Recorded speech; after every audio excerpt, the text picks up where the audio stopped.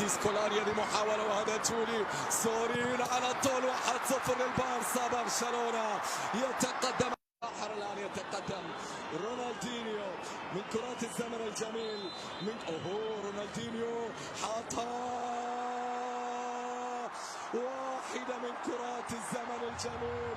الساحر هنا، شوف شوف شوف شوف، ما زال بالرغم من انه هذه عند رونالدينيو خطيره. ريفالدو، الله على الاسماء، الله على الاسماء، جميله رائعه. وهذا الثالث، يبي اسمع الاسماء، رونالدينيو ريفالدو، رونالدينيو وريفالدو، اسماء مونديال 2002 وما فعله طبعا مع المنتخب البرازيلي بلقب بطولة كأس الأمم الأوروبية.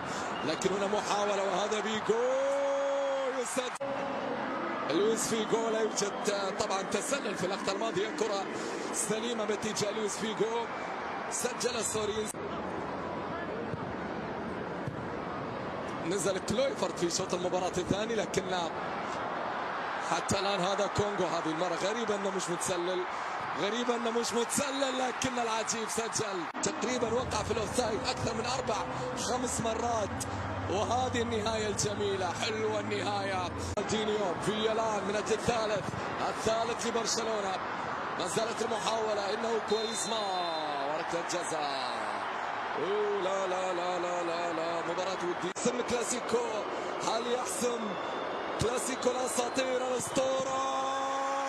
والحارس كوينتي راس يتصدى ببراعة كبيرة في كونغو. هل من رقصة أخرى؟ لا لا لا لا لا لا لا لا لا، ما فعل إنجوي شيء لا يصدق. بهذا العمر تتصدى بهذا التكنيك وبهذه القوة